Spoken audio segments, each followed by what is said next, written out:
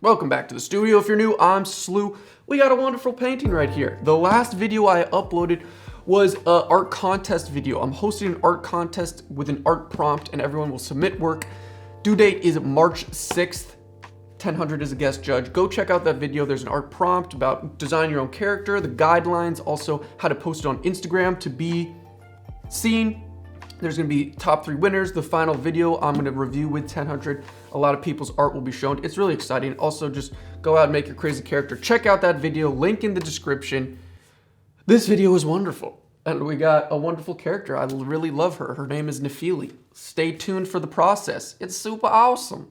And subscribe and like the video because it takes a lot of work. It took me 25 minutes just to set up these lights in this shot, but it's awesome and it's worth it.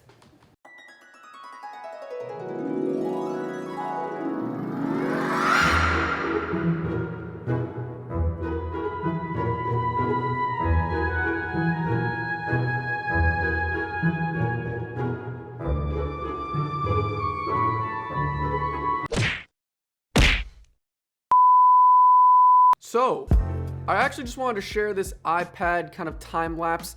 This character Nephili is based right off of my older character called the Moon Queen. It was a huge canvas project I did probably about 6 months ago, and I really loved her, so I used her as basically the whole reference. It's very similar in a lot of ways. I tweaked a lot, and I'll show a picture here at the end. You can see them compared to each other. They're super similar, and I love to build off old characters, but they're certainly different. Obviously, a Cyclops, jewelry, a little different shading and elements, but the core character is still there, and I'm super excited. That's the character we're gonna paint. And so we start off, if you follow the channel, like we always do, with a canvas. This happens to be just a super cheap canvas from Michael's.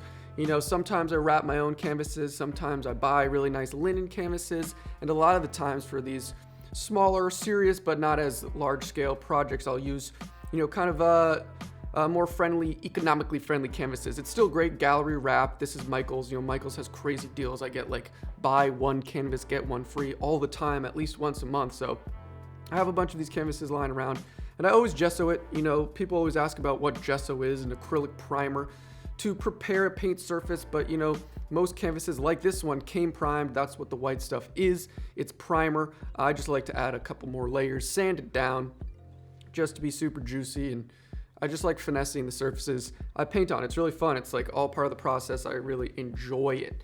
And so this night I knew I had to kind of finish this outline sketch, and I only had one camera battery with me, and I was afraid during a time lapse I would run out, not get the whole thing. So this is kind of just a couple chopped slices of this sketching process. But basically I did a really simple grid, like a cross through the canvas, and just drew it. You know, it's a super basic character. As long as the proportions are right, it's fully symmetrical. Not super detailed or complicated, just a bunch of shapes that are nice and balanced throughout the whole canvas and just getting it on. So that was that. We got it on the canvas and we had to finally use some paint, and that's the fun part. And I use golden acrylic fluid paint, as you'll see in a second, the next day that we're coming into the studio. And I've used this style of painting a lot. You know, it's very similar to my stencil style projects. Instead of, you know, making stencils for all the values, I'm just doing everything by hand. And I'm mixing these values just like a light, a dark, and a darkest, like that. So this is why I'm kind of using the same amount of paint, just trying to finesse and flex subtle differences in this blue. And you'll see later on that I kind of change it some more, you know, a couple drops of orange to desaturate it, a little white here, a little black. And so it's just a game pushing and pulling these colors that I want. That final color kind of ended up being a little greener than that blue. You could see those two beautiful women staring at me. I actually had the Moon Queen taped up there for like 6 months. I happened to never remove it, so I just added Nephili. And so yeah, the color is like a super important part for me. Like, you know, this whole process, I've said this a lot before, is not super creative where I'm at right now, just filling in the colors. It's kind of paint by numbers at this point, mixing the correct colors. But the whole creative journey within this was the original illustration, and, you know, finessing the Moon Queen to this Cyclops character with her jewelry and coming up with all the shapes. And that's the really design oriented system that is the full creative juices flowing, having fun, coming up with anything you want, and then you finalize it. And so now my job during this part of the process is to just execute my design and to mix the correct colors. And there's a lot of nuance with the shadows and slightly darker, warmer here and there.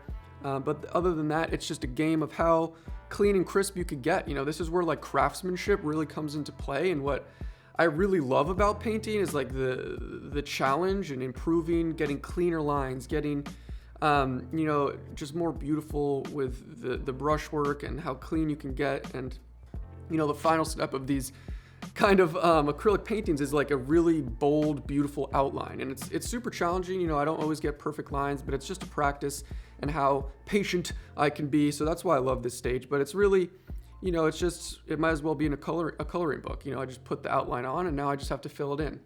But it's equally as fun. You just get in some Zen mode and listen to some podcasts. But everything with this character is basically 3 layers. So a middle tone and then a light and a dark. So the jewelry right now and the face I have 3 layers in, but the jewelry, it's just a, you know, a darker bronzy color and a light. And then later I'll add the highlights and one more value. So it's pretty simple. That's what I'm saying. Like, these characters aren't crazy complex. I think it's like a sticker kind of, and that's how I imagine my characters, just like a really beautiful profile, straight on.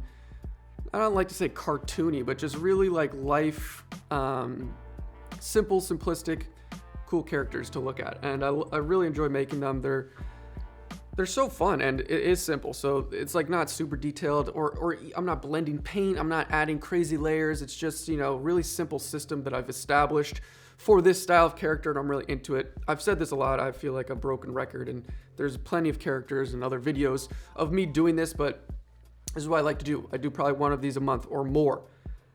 And it's just a slow process mixing colors. And the great thing about acrylic paint is that it dries so fast. So I could just like keep working on it, just keep cranking it out.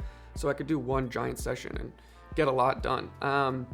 Here's the creme de la creme part, you know, the outlining. And it's so fun. And I just continue to love doing this sort of outlining work. It's just really satisfying, and it brings everything together. Like, it almost looked really sloppy. Obviously, I didn't go through the lines I made for myself. I was just putting in those local colors and the values, and then boom, you start outlining it, and it just brings it all together. It's like the glue, and it looks delicious.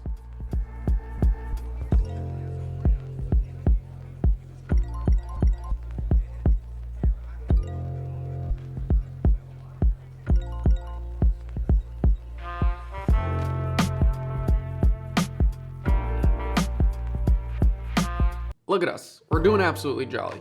A little trick tip, also one of the most frequently asked questions on my channel when I do these sort of projects, stencil projects also, is when I tape up the character to spray the background, what tape am I using? I'm using generic masking tape. You know, this is like super simple, $3. I never have issues pulling paint up. Also, I like to see through the tan so I can see where I'm cutting with the X-Acto blade. These are little tricks and tips. Hopefully that helped you. Also, the sponsor of today's video really can help you with little tricks, learning new hobbies, Skillshare. You've heard me talk about Skillshare before. We're one of the only sponsors for this channel. It's an online learning community with thousands of different classes ranging from all different entrepreneurial genres like painting, film, photography, everything in between. They're taught by the leading professionals in all of those disciplines, and it's just an amazing resource online. If you're just new to creative endeavors or you're a career professional, you know, the platform is catered and curated to all different types of levels for different sorts of people. So if you're at home looking for a new hobby, you know, or, you know, in a career path, this is an amazing resource to really dive deeper into those interests. I've certainly taken a lot of knowledge away from Skillshare classes, specifically fundamentals of photo editing, just a base layer of everything you need to know for post-processing photos. Also, the homie Jazza, mastering illustration, so many gems of knowledge talking about color theory and illustration stuff. It's just amazing. In-person classes are not only more expensive, but also the world we live in today, not as realistic. So, you know, at-home classes you can have extremely affordable, less than $10 a month for Skillshare's annual membership. It's just an amazing deal, and again, I think very worthwhile. The first 1,000 people who use the link in the video description will get a free trial of Skillshare's premium membership. It's a great deal. I appreciate Skillshare for sponsoring the video. Go take advantage of this situation. He's great. Let's tape up this sexy mama. And so yes, the simple tape, just masking tape the whole character. Real easy. Try not to do double layers because then it's just easier for the X-Acto blade. Super simple, super clean. I've done this dozens and dozens of times, and it's always worked out pretty darn well.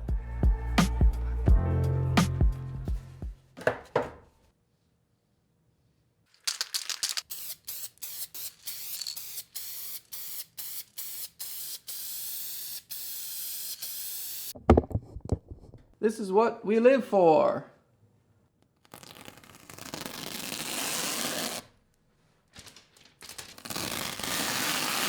What is the next step? The next step is to clean up some lines. There's a lot of lines that need to clean up, some fill.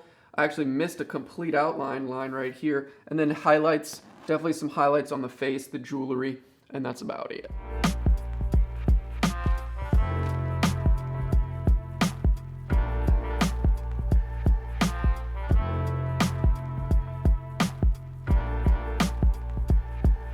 So here we are at the end. I love the end, but it's also sad because the process is so fun, designing the character. Like I said, this whole process isn't super creative in terms of painting. It's more of technical, skillful based craft, doing clean lines, sticking to your plan.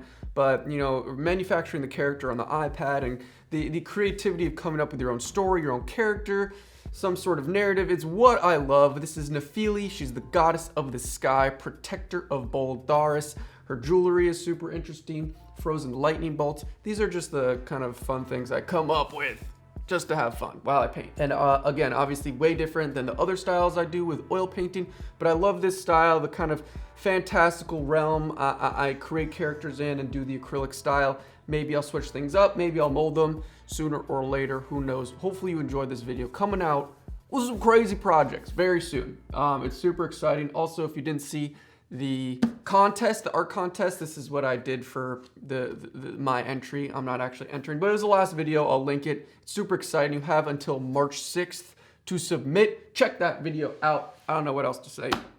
It's super cold in here. Turn my heaters off for like 10 minutes and it's like drops in temperature. But yeah, let me know what you think. Stay tuned. See you in the next video.